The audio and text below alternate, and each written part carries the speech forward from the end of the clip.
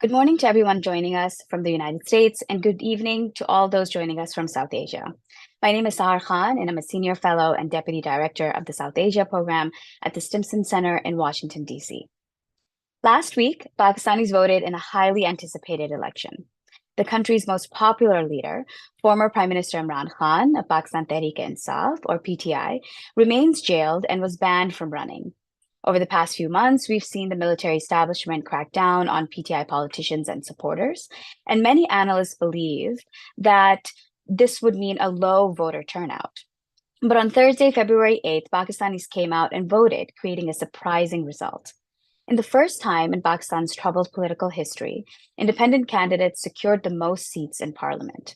These independent candidates are affiliated with PTI, and on Sunday, the Election Commission of Pakistan announced that they won 102 seats out of 336.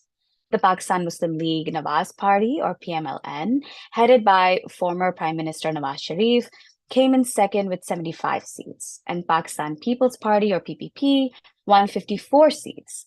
But what does this all mean? To help us understand Pakistan's post-election environment, we are joined by Dr. Niloufer Siddiqui. She's an assistant professor of political science at the State University of New York in Albany, a non-resident fellow of the South Asia Program, and author of Under the Gun: Political Parties and Violence in Pakistan.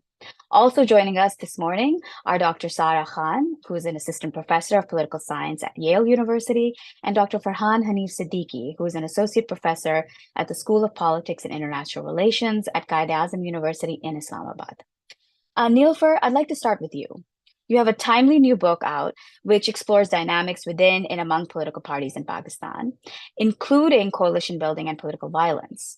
So, what insights can you share from your research to help us understand what's playing out in Pakistan's post-election environment?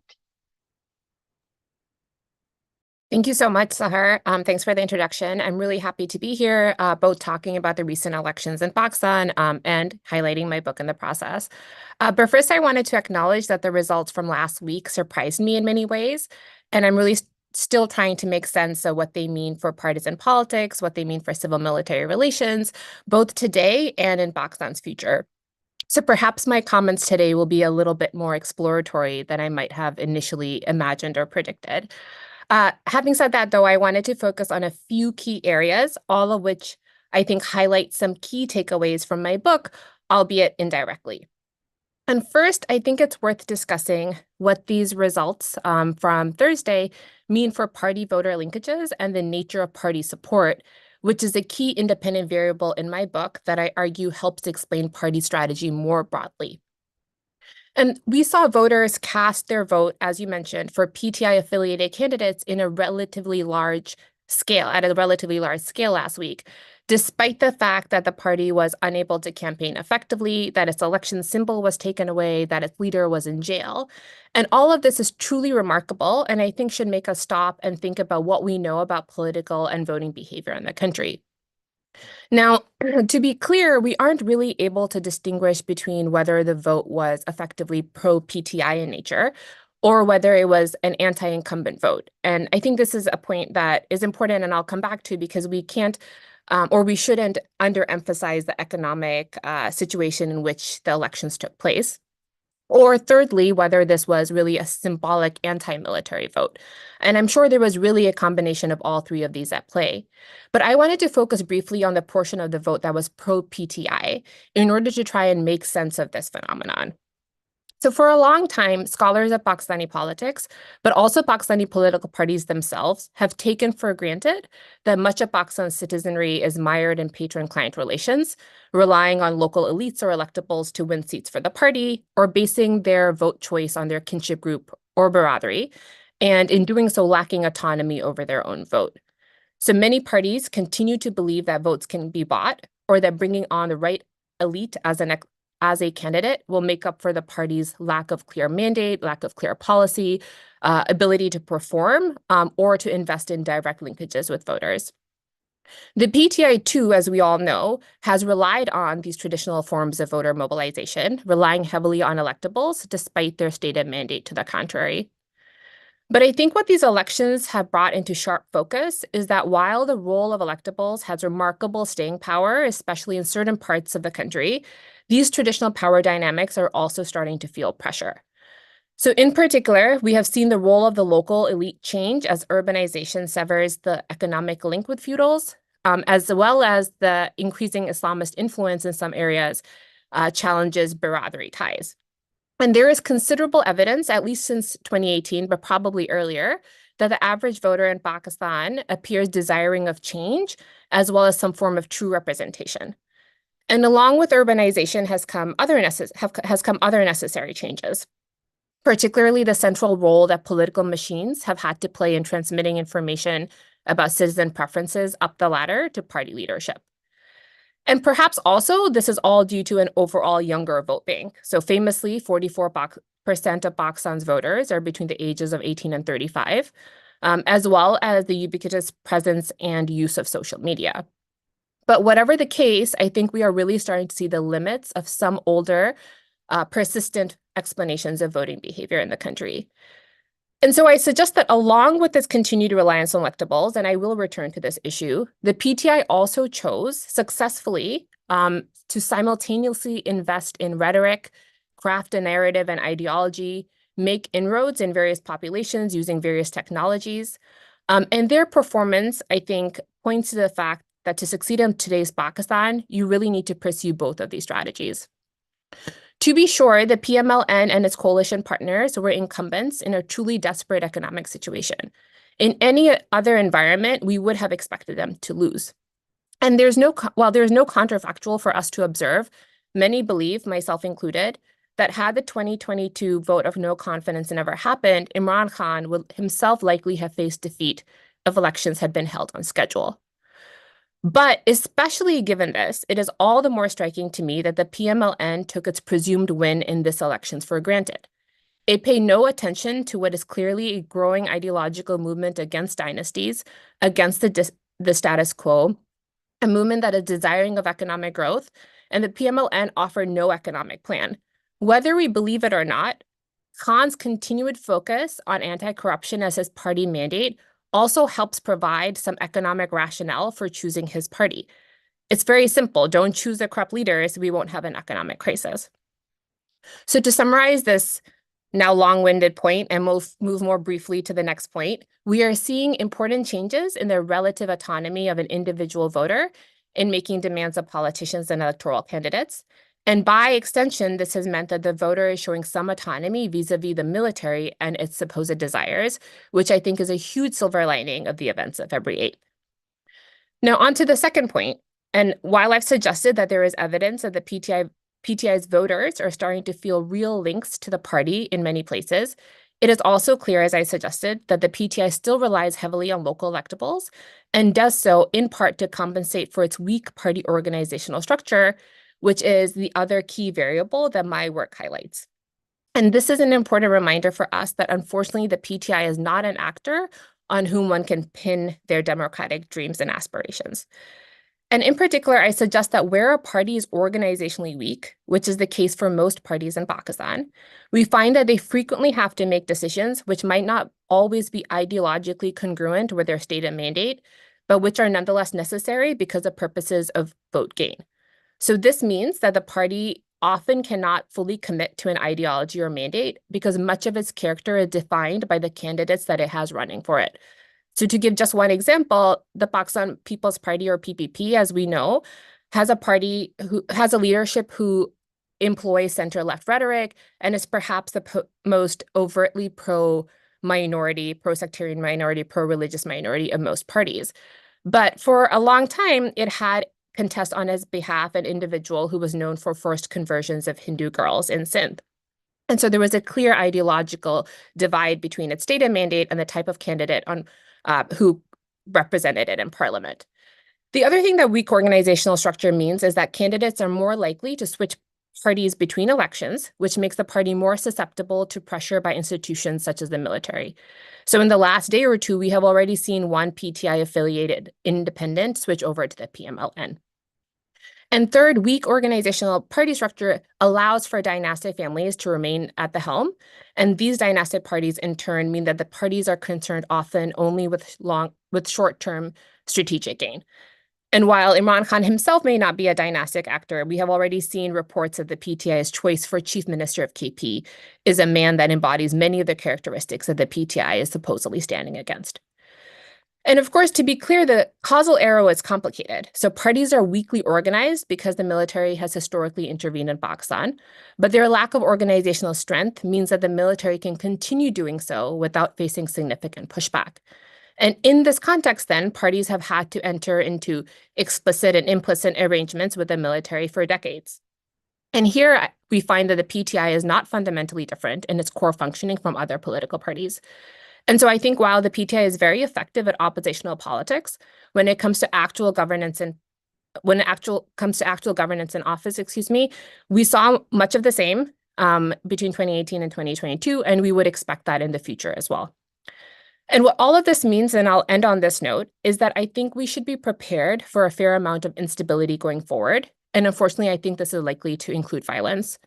So we saw a fair amount of violence already leading up to the election, which included an armed militant attack on a PTI rally in Balochistan. An ANP leader was gunned down. There were armed clashes between PPP and MQM supporters in Karachi. On election day itself, 9 people were killed.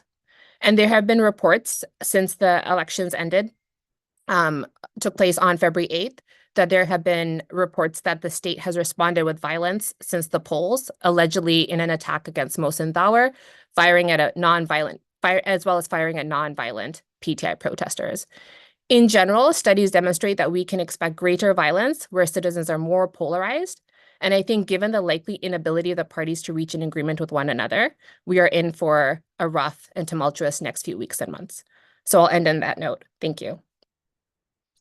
Thank you so much, Niloufer, for that summary and for your analysis. I'd like to switch over to Sarah Khan. So Sarah, can you tell me a little bit about the dynamics that we've seen on the ground? Exit polls have indicated that more women came out to vote in this election. And anecdotally, we've heard quite a lot about the youth in this election as well. Now, generally, the younger voters were predicted to stay home this time around. From 2013 to 2018, we saw a reduction in voter turnout. And while we're still figuring out the voter turnout numbers now, does this align with your understanding of how young people vote and also how women vote? Thank you so much, Sahar, and thanks for convening this panel. So luckily, we have turnout numbers from the constituencies where results have been reported, which is now most of them, even though we're still waiting on some of the results for constituencies that are pending. Overall turnout in this election, it was 48%, down from 51% in 2018, which was down from 55% in 2013. So there's a slight drop, but it's not a massive drop, which is again something that is surprising given the environment in which this election took place. And the broad perception and narrative around the election being a foregone conclusion, which we would expect would lead voters to be apathetic and stay home. So this is something that is surprising. It shows that voters were mobilized and motivated despite the environment. And I think here also it's important to think about party strategy and mobilization. So the regional variation in turnout helps us understand this a little bit.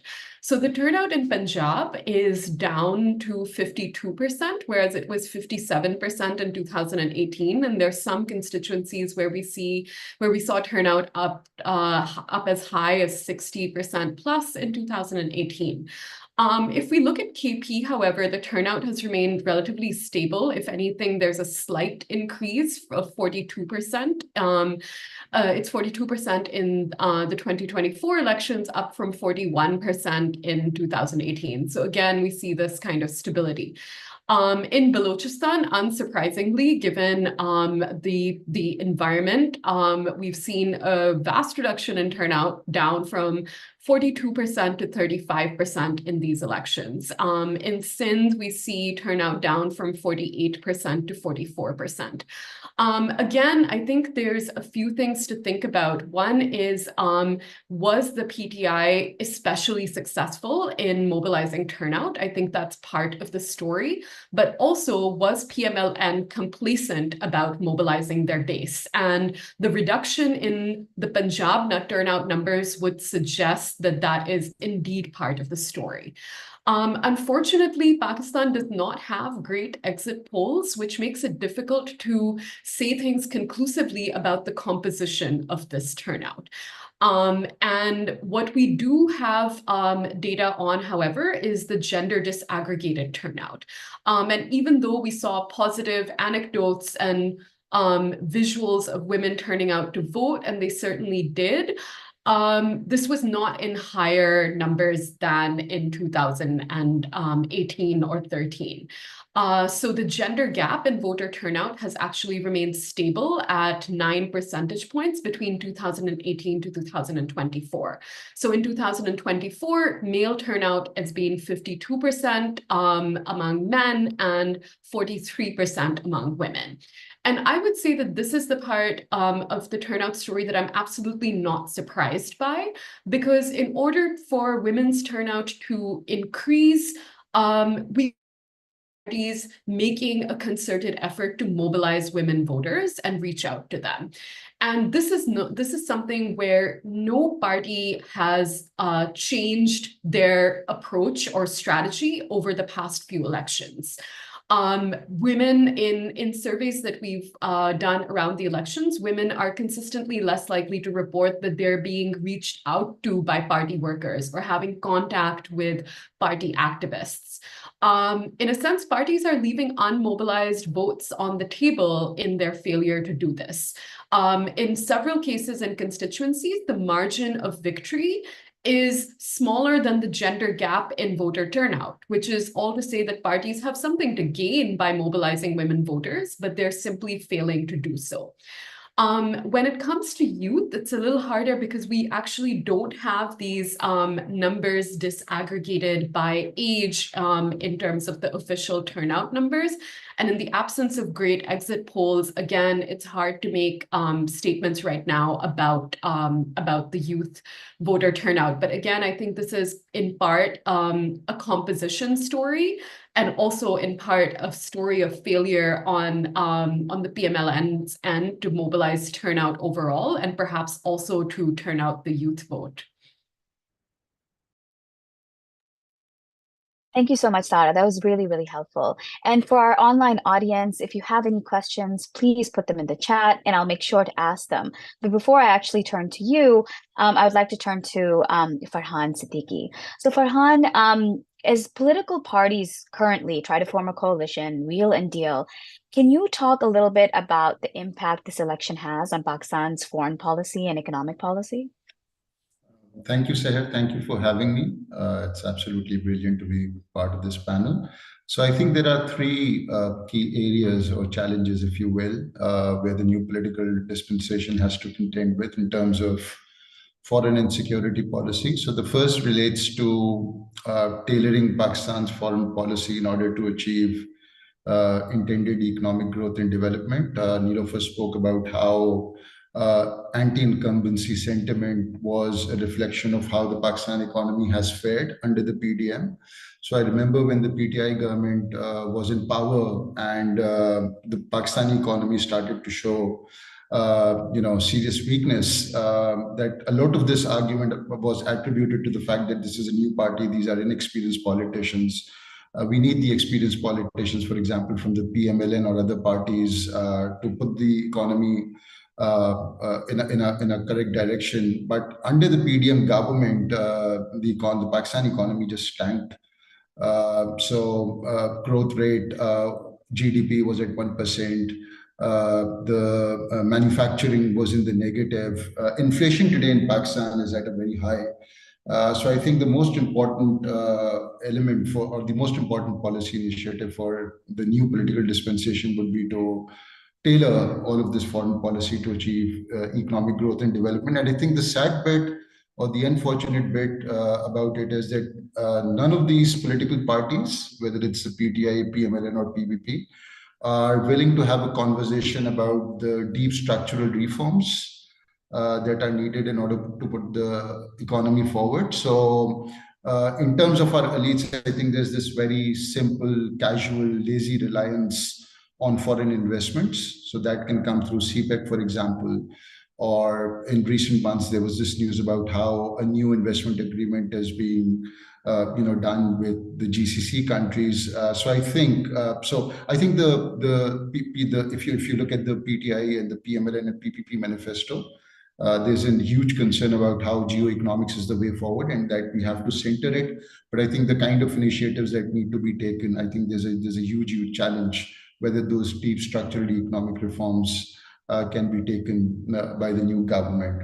The second important, I think, challenge is with respect to regional policy or foreign policy in the neighborhood. So it was good to see Nawaz Sharif, at least in a so-called victory speech, speak about the fact that we do not only need peace within the country, but we also need peace with our neighbors. But since this new government will be a weak government in the sense that it will be a coalition government, and it will not have the large numbers required to take the important policy decisions that are needed with respect to India. And the most important element with respect to regional policy in India, of course, is the military itself. It's the most important veto player. And the signs here are not really encouraging. So about 2 weeks before the elections took place, the Chief of Army Staff had a meeting with university students, and he categorically ruled out any reconciliation with India. So he said we cannot have normalization with a country which does not reconcile itself with the concept of Pakistan, which has not reconciled itself up until now. On Afghanistan, he was equally categorical, and he said that the life of a single Pakistani is important than the whole of Afghanistan. The recent missile strikes in Balochistan, I think they all point out to some important, so the foreign policy or the regional policy in the neighborhood, I think there are important challenges there. And of course, that is also linked to the domestic security situation, especially in Balochistan, because foreign and domestic policy cannot be seen in isolation with each other. So Balochistan is at a tipping point. We've seen what happened with the recent protest in Islamabad. So the protest over the enforced disappearances, for example, are still continuing in Balochistan. The Gwadar-Turbat highway is blocked for the last 10 days by these protesters. A week before the elections, you had Baloch separatists carry out 63 attacks across the province in a matter of days. And on the day of the elections, there were 10 to 15 explosions in Gwadar itself.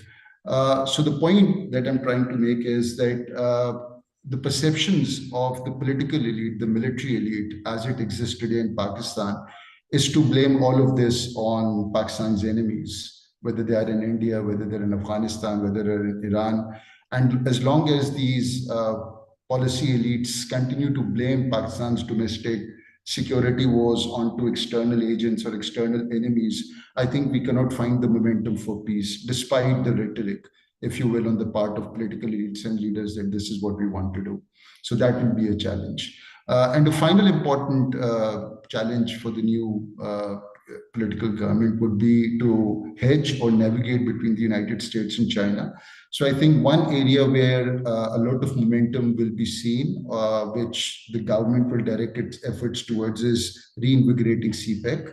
So both the People's Party and the PMLN have their self-claims that they are the ones who brought CPEC into the country. And I think the political elite in this country knows that there's no easy money out there, which can be had from Saudi Arabia, UAE, or other places. So the imperative for them is to strengthen these ties with China, have geoeconomics as their goal, and then oversee that Pakistan's economic situation overturns. But then, of course, there's the United States as well.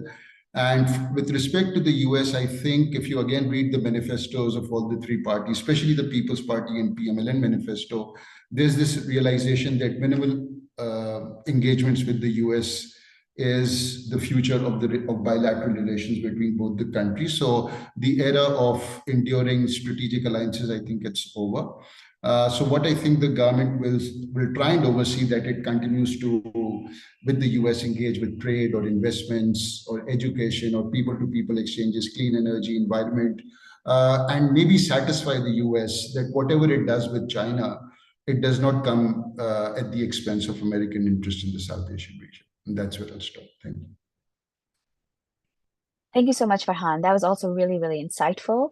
And usually as the moderator, I get to ask the first question, so I'm going to take advantage of this. And one thing, as being based in Washington, D.C., that we were all really paying attention to was the results of the election. And many, I think, predicted or did not predict the results that ended up happening. So in your view, and this is a question for all three of you, what did we get wrong here in Washington?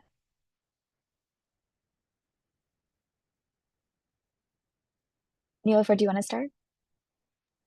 Sure. I would also add that I don't think it's just Washington that got it wrong. I don't know if I've spoken with many people who weren't, on a scale of surprise to entirely shocked by what happened.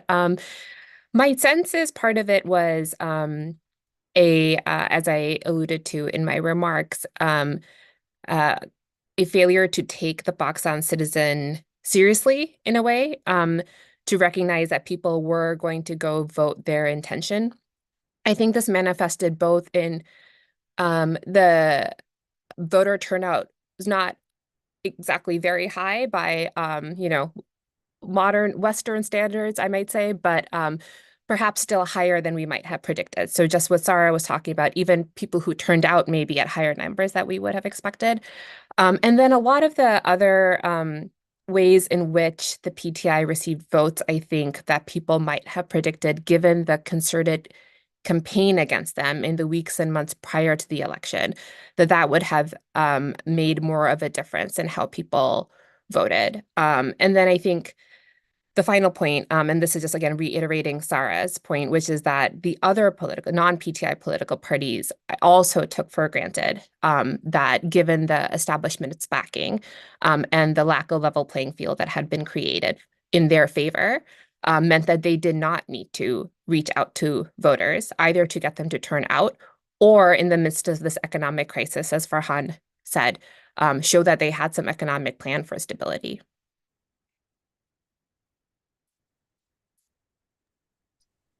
Thank you. Anyone else? Sarah, Farhan, any thoughts?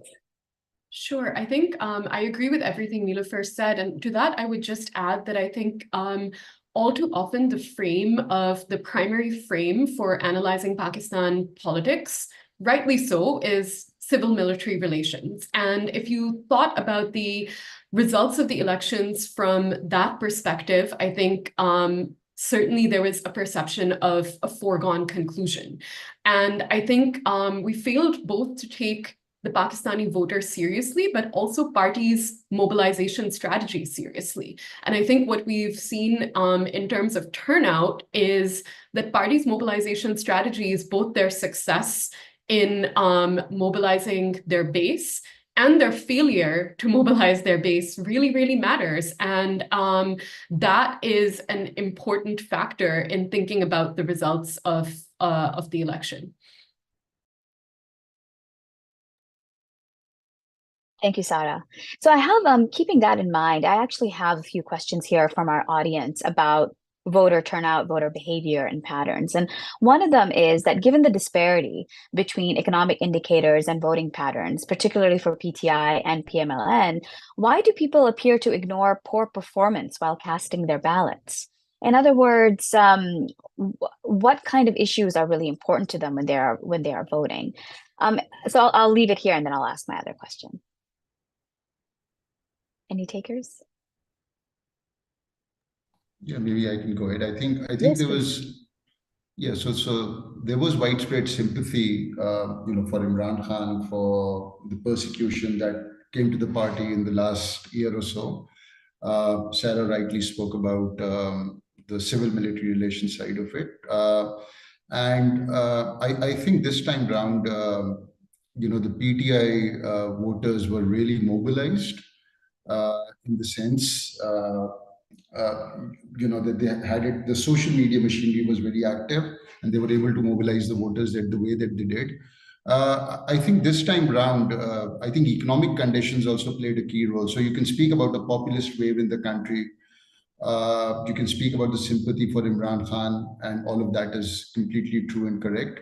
But the economic conditions in the country are such that for the PMLN and the other parties, meaning what are the reasons they did not campaign the way that campaign usually happens in this country, that they did not have anything to offer to the public based on their performance, 16 months performance with the PDM government.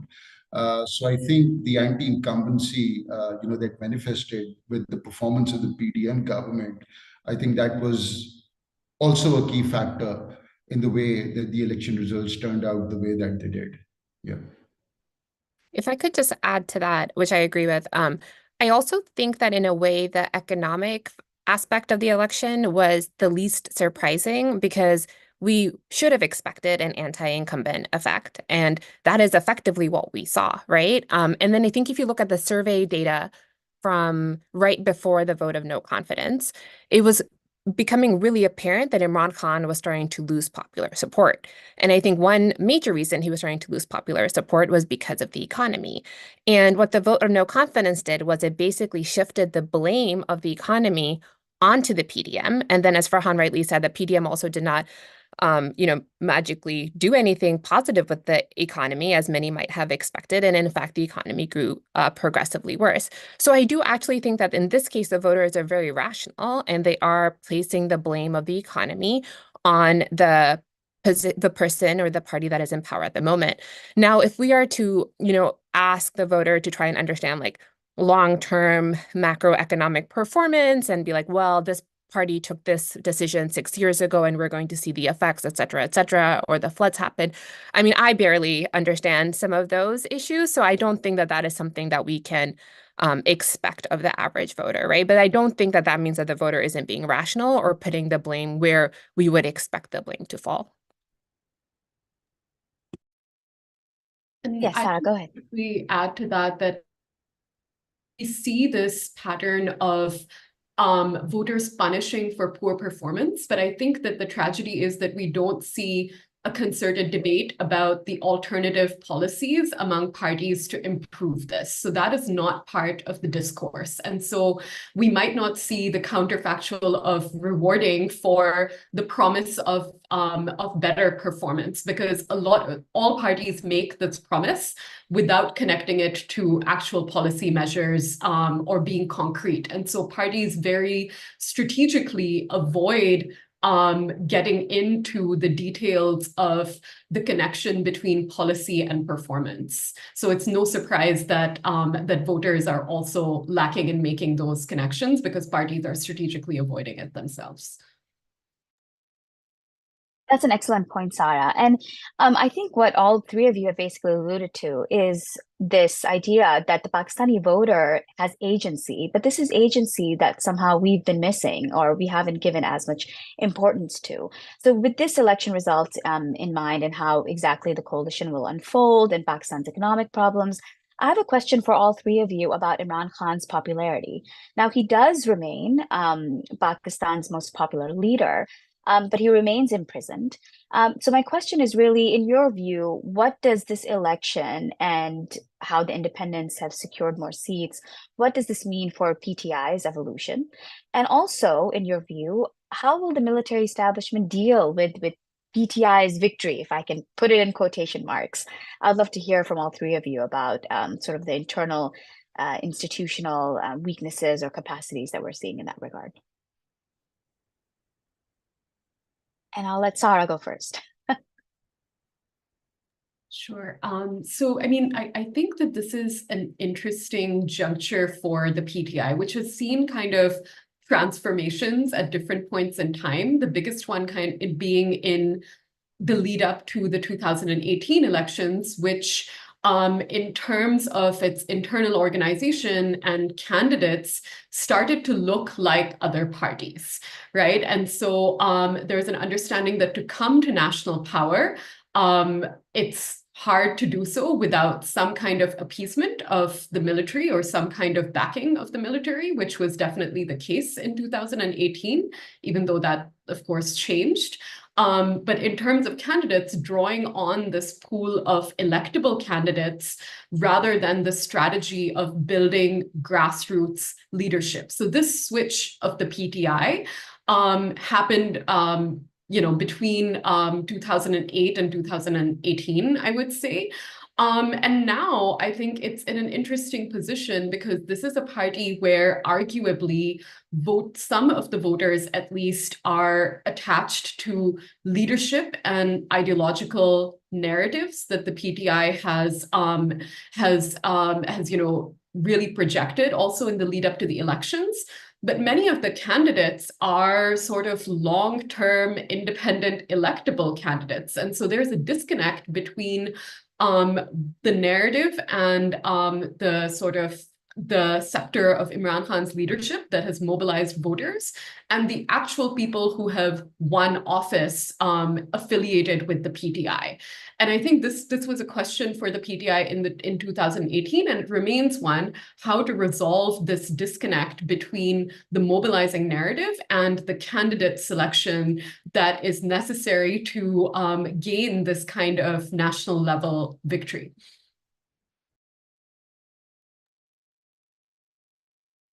And if I could just add to that, I think that I'm not fully convinced how much this analogy or metaphor compares and holds, but I think sometimes about how the PPP, when it was first created in 1967, had this promise of being kind of like a cadre-based, local level, strongly organized political party that also eventually kind of fell to the wayside in terms of relying on feudals and electables at very high numbers, which diluted its both its ideology, which was initially more leftist, right, as well as its party cadre-based organization.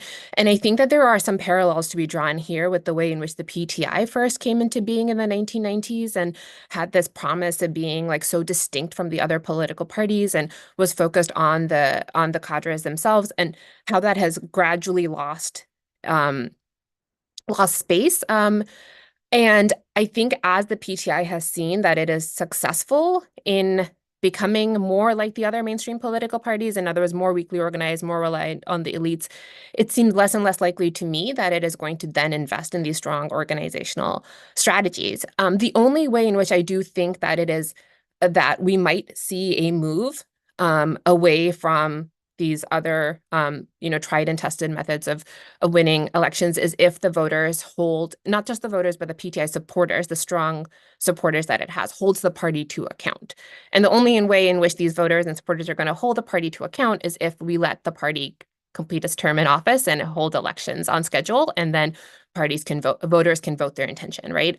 Without that, I think it's really hard in this very muddled environment to know what is happening and how much the PTI can be held to account versus something else, right? And so I think in this situation then, Imran Khan has no incentive to change either his role in the political party or think more about creating an internally democratic, local-based party. So I don't hold a lot of I'm not particularly optimistic in seeing this evolution within the PTI in the short term, perhaps in the medium to long term.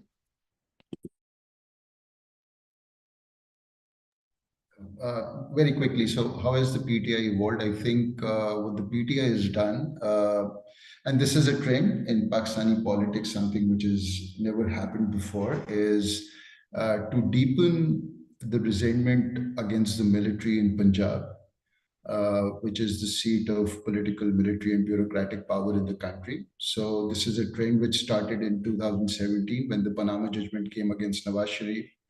And he came out in the open, naming and shaming military generals. And at that time, it became a joke. मुझे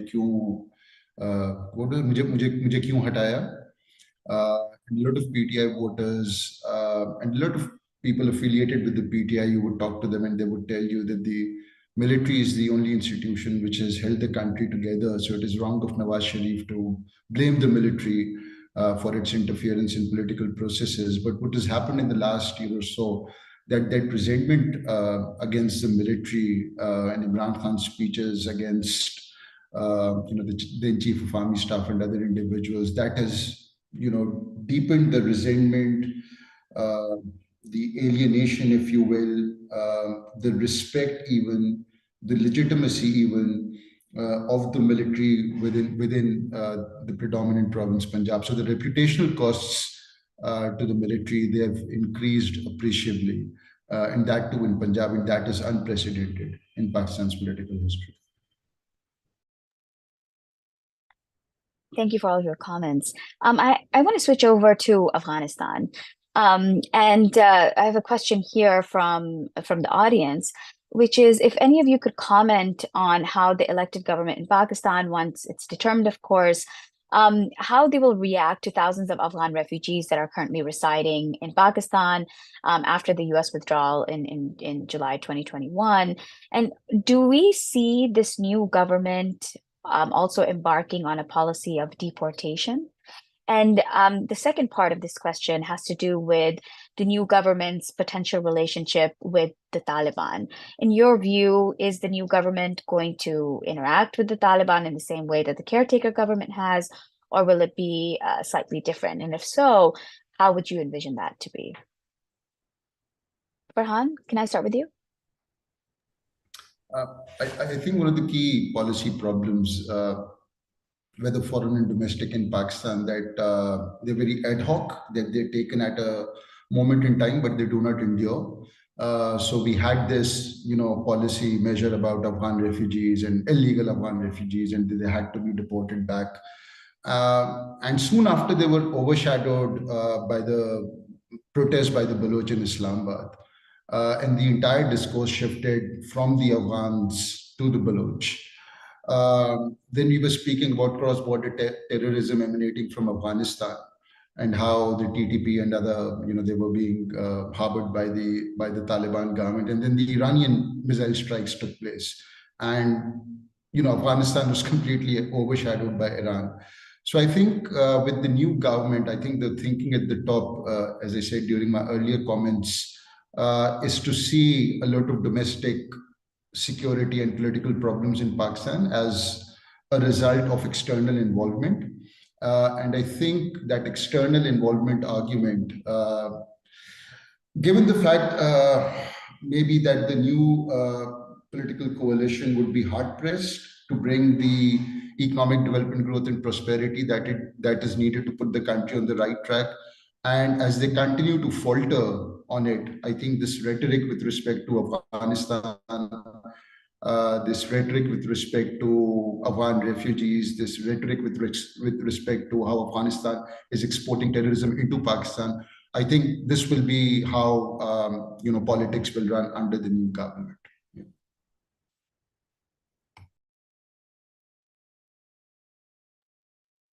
Thank you. I have another question. Oh, Niloufer, go ahead. No, it's okay. We can move. So I have a question here that's a little bit in the weeds, and that might require one of you to explain Form 45 and Form 47. But I think considering the discussions that we've had about voter dynamics and voter agency, I think our audience would benefit from hearing this question and hearing your answer from it. So what is your comment on various candidates who were declared winner in light of votes cited on Form 47, which was in contrast to the ones reported in Form 45, as they decided to concede defeat in favor of their contenders? How do you interpret this political behavior on part of politicians who are stereotypically perceived as opportunists and corrupt? Before you answer the question, if one of you are so brave enough to explain what Form 45 and Form 47 are for some of our audience members who may not be familiar, that would be great. I'm happy to explain the forms. Sure. So Form 45 are basically polling station level returns. It is the statement of results at the polling station level. It includes the number of voters that were registered at that polling station number, the turnout disaggregated by gender, the number of ballots that were rejected, and then the number of ballots that were cast for each of the contesting candidates. These are supposed to be by 2 a.m. Following the close of polls, delivered from the election staff at the polling station to the returning officer who was compiling the results. And so Form 47 is a compilation at the constituency level of all of the polling station level results.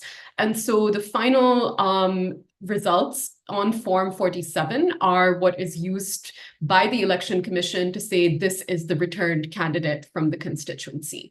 The controversy that is happening right now is that at the point of compilation from Form 45 to Form 47, there have been irregularities. And so numbers have been changed from the original Form 45s and those are not the numbers reflected in the compiled Form 47s. Right now, what is being made available by the Election Commission is Form 47s, the compiled results. They're also required to make Form 45s available, and those are available for the 2018 elections. But the Election Commission itself has not yet made them available. However, candidates and polling agents of parties they have access to the Form 45s, and the officer is also supposed to display them visibly at the polling station before they pass them on for compilation. So certainly there are, the PTI in particular is making publicly available Form 45s that they have access to make the case that there's these discrepancies. I would say that the delay in the announcement of results by the Election Commission certainly lends credibility to the story that the compilation was not done in a timely and transparent fashion.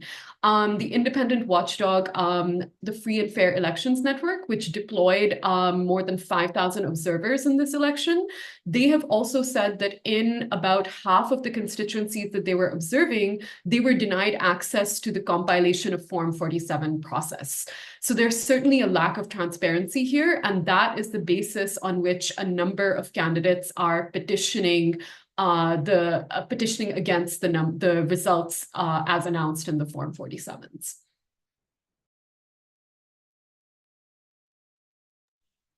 Thank you for that, Sarah. Farhan, Niloufer, any comments?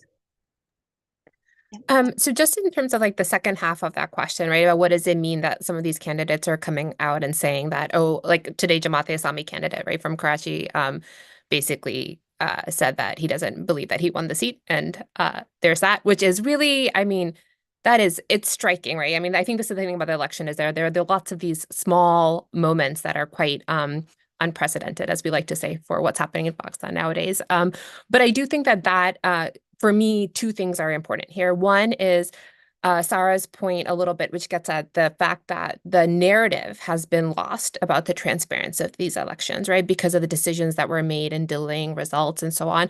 A little bit also that the media very quickly started to share results based on only 5 to 7% voter turnout, right? Which also created this sense very early on that the PTI-affiliated independents were leading by very large numbers. And then following the lack of some of the acts or decisions made by the ECP, all of that has created a sense that the PTI has very much won the public narrative in terms of the fact that, or their suggestion that very large numbers of seats have been rigged. But the fact that party members or candidates of other political parties are also kind of joining the chorus here, I think is a very positive sign, in my view, of the fact that individuals are kind of just protesting for the sake of a transparent democratic process, which is not something I think that we might have expected going in.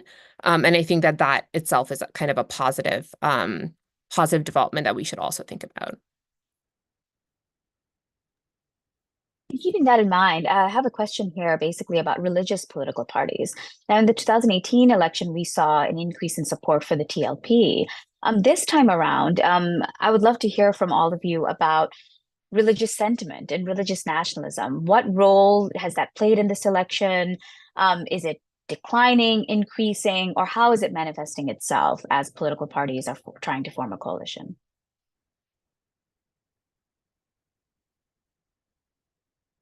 Farhan, you want to go? Yeah, so the TLP was the main surprise actor, in the last elections with 2.1 million votes. So their number has gone up slightly, which is 2.6 million. But in the last elections, they were able to win 2 provincial assembly seats, and I don't think they've won any seats this time. And the same goes for the other religious parties in Pakistan. So in that sense, religious nationalism was not exactly, the slogan that motivated the individuals to come out to vote in Pakistan. And in that sense, that's the key takeaway for the 2024 elections. Even previously, religious parties have never had the kind of support in Pakistan in terms of winning seats, except for the 2002 elections when the MMA won a sizable number of seats in the elections. So for the religious parties, in essence, I think they were defeated, and they did not win a sizable number of votes. They were not able to make any impact in terms of the voters, and again, the populist sympathetic way for the PTI and the economic conditions. I think that were the main motivators for the voters to come out to vote for. Yeah, and the same goes for nationalist parties, although the way the elections were conducted just very quickly. So some of them were winning in Balochistan, but when the results came out in the morning, they lost the elections, and that's so. And with respect to the ethnic parties, 15 seats for the NQM in Karachi, meaning that's again part of the irregularities that took place on the night of the elections, because the other parties had sizable number of votes. I was in Karachi at the time, and the electoral momentum was not with the NQM. It was contested between the Jamaat Islami and the PTI. So I think a lot of these results that we are now trying to analyze with respect to religious parties, and most, I think, with the nationalist parties, the irregularities that Sarah referred to earlier, that makes a more composite, serious, balanced, nuanced analysis much more difficult. Just to add to that, I think the numbers that Farhan cited are important here, right? Because even though the popular vote in this case didn't translate to seats for the TLP, it's not like we have seen like a major dip in the number of people who turned out to vote for the TLP. So just like in 2018, when I think we kind of over-exaggerated the popular support that the TLP received on the basis of these 2 seats, now I feel like initial coverage is already kind of overemphasizing this move away, like a radical move away from religious support. And I think we've kind of really just seen a consistent trend over the years. Obviously, the TLP phenomenon is concerning because of a supposed, I think, real link to vigilante violence, right? And so I don't think I'm not trying to say that it's not an important phenomenon. I'm just saying that we need to put it within the broader patterns and trends of support for religious parties and religious movements more broadly in Pakistan, which I think have always been fairly consistent.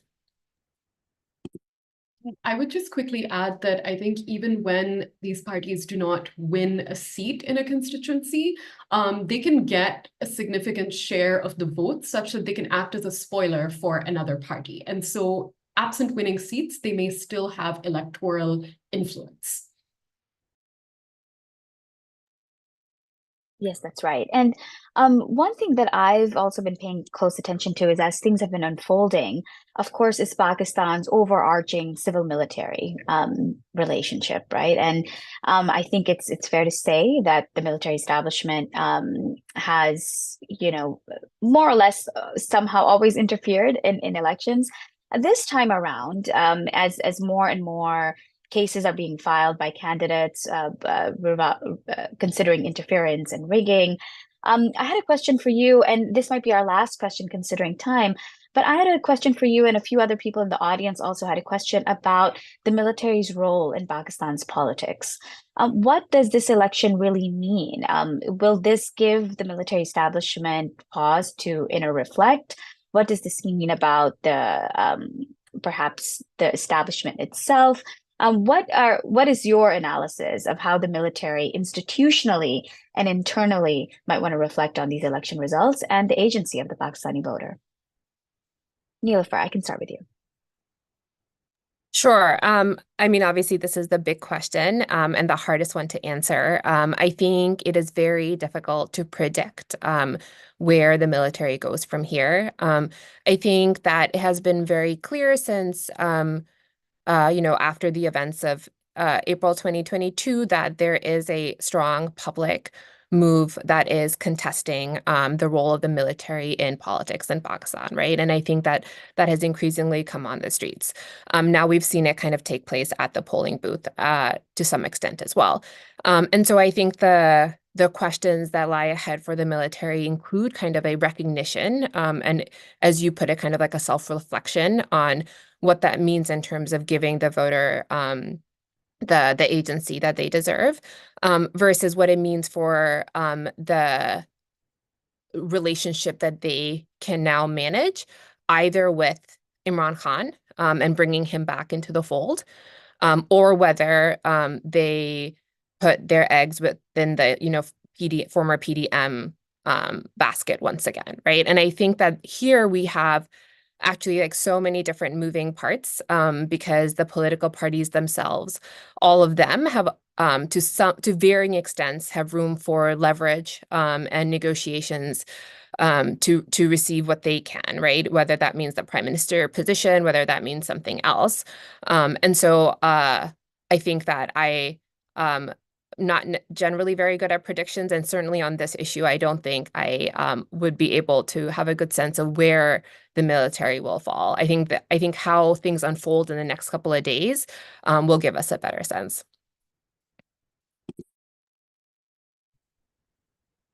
I want to pick up on something that Farhan had raised earlier, which was this increasing public sentiment against the military, right? And I think this is something huge that the military has to contend with, because if there's one trend that we've seen in survey data and public opinion polls, it is that in the past few decades, the military is the institution that enjoys the largest levels of public support, well above political parties, well above the police and the judiciary.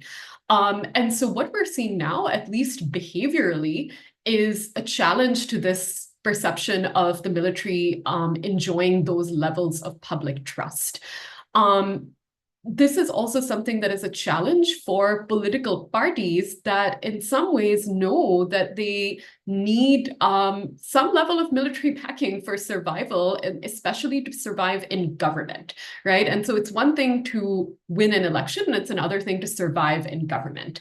And so now parties also have to contend with this idea that on the one hand, this is a hybrid regime and survival in some ways depends on the military, and they have a voter base that is rejecting that. And so the way that parties also navigate this disconnect is going to be really important in this whole dynamic. Just to quickly add, I think one of the positive things about Pakistan's political development post-2008 is voter identification with political parties and with the political leaders has increased tremendously. And on the other side, when it comes to the military, it has decreased appreciably. So there is increased resentment against the military, which is not seen as an institution of stability, but as a spoiler in the political process. And I think this sentiment in Pakistan with the recent elections, I think that will only increase in the coming weeks and months. Yeah, that's about it. Thanks. Well, thank you all for sharing your insights and your analysis with us as Pakistan forms a coalition. I think everybody is sort of waiting to see what happens at the end. Pakistan, as many of you know and many of our audience members know, is going through a polycrisis where we're seeing a political crisis, an economic crisis, and Pakistan has some very serious foreign policy challenges. And keeping all of that in mind, I wanted to thank all three of you for joining us this morning and sharing your thoughts and insights and helping us unpack this political environment. But one thing about always following Pakistan and studying Pakistan is it's very hard to predict what's going to happen. So things are never dull, and this is no exception, but it is still really nice to see a successful election being conducted. And so hopefully this will have some positive outcomes for the country and its millions of people. Thank you all very much for joining us this morning.